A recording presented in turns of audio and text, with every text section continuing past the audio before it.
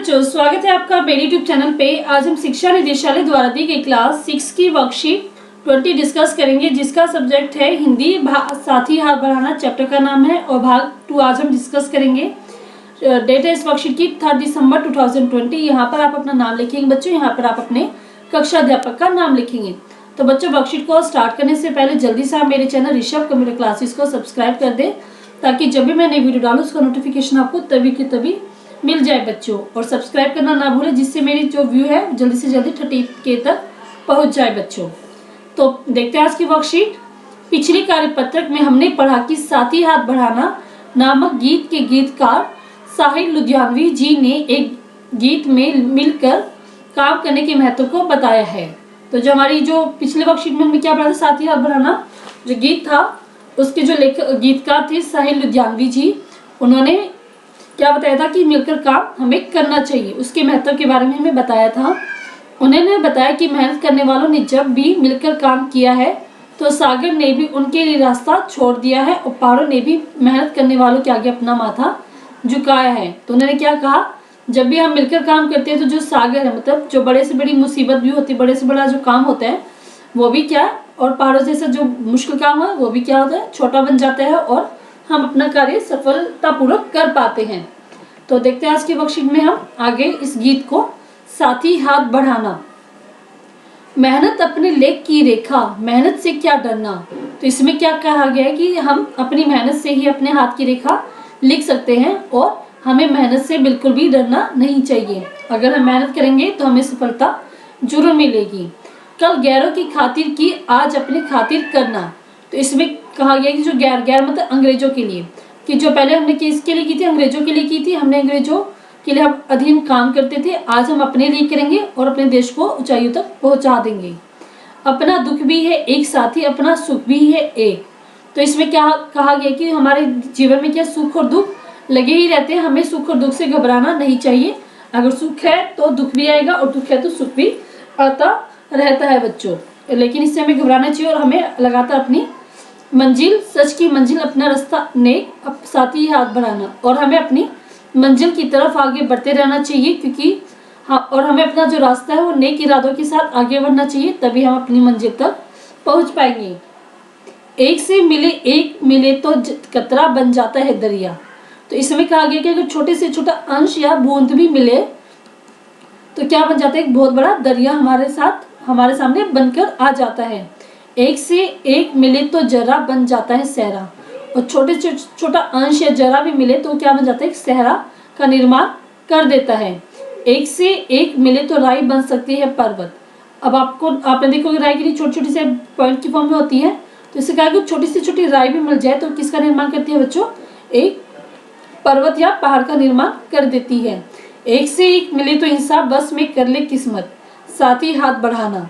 और इसमें कहा गया अगर एक से एक व्यक्ति भी मिल जाए, मतलब काफ़ी सारे लोग अगर मिलकर काम करें तो हम अपनी किस्मत को भी बदल देंगे और जो हमारे जीवन में आने वाली मुसीबत है उसको हम कंप्लीट करके आगे की तरफ बढ़ सकते हैं। तो साथी हाथ बढ़ाना। तो अब हमें क्या करें, निम्नलिखित प्रश्नों के उत्तर देने हैं। फर्स्ट क्वेश्चन इसमें, अपने आसपास तुम किसी साथी मानते हो और क्यों, लिखिए। तो हमें लिखने यहाँ पे किस किस को आप अपना साथी मानते हैं। हमारे माता पिता, भाई बहन, मित्र, अतिथि, सहपाठी, शिक्षक, पड़ोसी, ये सभी हमारे साथी हैं, क्योंकि ये सब हमें किसी न किसी रूप में सहयोग करते हैं। तो जो हमारे माता पिता हैं, भाई बहन है, मित्र, अतिथि क्या बहुत ही अच्छी दोस्त है, सहपाठी, शिक्षक, ये सभी क्या हमारे साथी, क्योंकि हमारे किसी न किसी रूप में हमारा सहयोग देते हैं।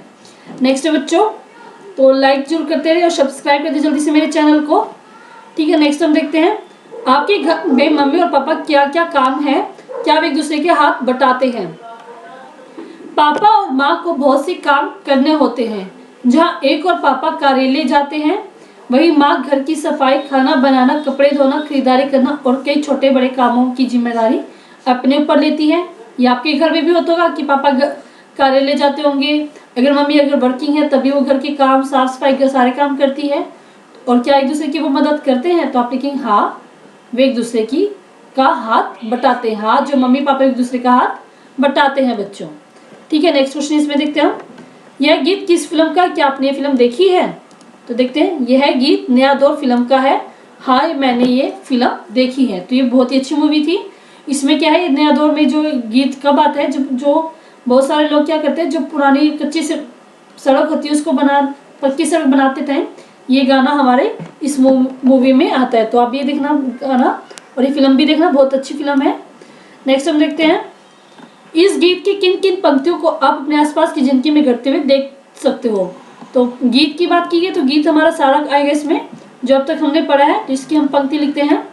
तो जो पिछले वर्कशीट में थे यहाँ से स्टार्ट करेंगे आप। साथी हाथ बढ़ाना, एक अकेला थक जाएगा मिलकर बोझ उठाना, साथी हाथ बढ़ाना, हम मेहनत वालों ने जब भी मिलकर कदम उठ बढ़ाया, सागर ने रास्ता छोड़ा पर्वत ने शीश झुकाया, फौलादी है सीने अपने फुलादी है बाहें, हम चाहे तो चट्टानों में पैदा कर दे रहाई। तो ये आपका फोर्थ क्वेश्चन का आंसर होगा। अब ये पूरी लाइन अपने फोर्थ क्वेश्चन में लिख देंगे बच्चों। नेक्स्ट हम देखते हैं, हाथ और हस्त एक ही शब्द के दो रूप हैं। नीचे दिए गए शब्दों में हस्त और हाथ छिपे हैं। शब्दों को पढ़कर हाथों का इनमें क्या काम है लिखिए। आप देख लो जैसे किसी में हाथ आया हुआ है, किसी में हाथ, किसी में हस्त। ठीक है, तो इस प्रकार आपको देखना कि इन सब में हाथ का क्या काम है आपको वो लिखना है। तो वन बाय वन हम देख, जैसे हथकड़ी, हथकड़ी है, क्या था इसमें, हथकड़ी है ना, हाथकड़ी है। ठीक है, हाथकड़ी क्या होता है, हाथ घड़ी, हाथ घड़ी हाथ की कलाई पर पहनी जाती है। घड़ी क्या होती है, कलाई पे पहनी जाती है। तो इसमें क्या हाथ का काम आ रहा है बच्चों। नेक्स्ट है हथौड़ा, हथौड़ा क्या होता है, लोहे का औजार है जिसे हाथ से पकड़कर चलाया जाता है। तो इसमें भी हाथ का काम आ रहा है। हस्तशिल्प, इस शिल्पकारी को हाथ से किया जाता है, हाथ से जो शिल्पकारी की जाती है उसको बोलते हैं हस्तशिल्प। नेक्स्ट है हस्तक्षेप, बीच बिचाव करने के लिए, इसका अर्थ है दखल देना।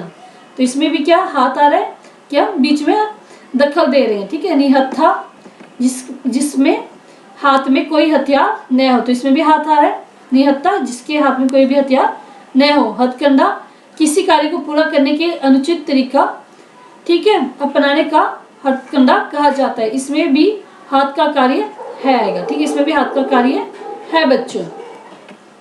नेक्स्ट है हस्ताक्षर, हाथ से अपना नाम लिखकर किसी कार्य हेतु स्वीकृति देना। हाथ से किया जाता है हस्ताक्षर, तो इसमें भी हाथ का काम है। हथकरघा, हाथ से किए जाने वाले छोटे मोटे उद्योग धंधे जैसे चरखा चलाना, कपड़ा बुनना, टोकरी बुनना आदि। तो ये सभी क्या काम है, हाथ से किए जाते हैं। तो इनमें किसी ना किसी फॉर्म में हमारा हाथ इस्तेमाल हो रहा है बच्चों। ठीक है, तो इसमें ये पूछा था क्या क्या काम है इनके, तो ये हमने सब इसमें लिख दिया।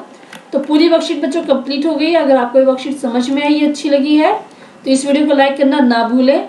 सब्सक्राइब जल्दी से जल्दी करें, अपने दोस्तों के साथ शेयर करें ताकि वो भी मेरे चैनल ऋषभ कंप्यूटर क्लासेस को सब्सक्राइब कर दे और जल्दी से मेरे सब्सक्राइबर 30 के तक पहुंच जाए बच्चों। थैंक यू बच्चों, थैंक यू वेरी मच।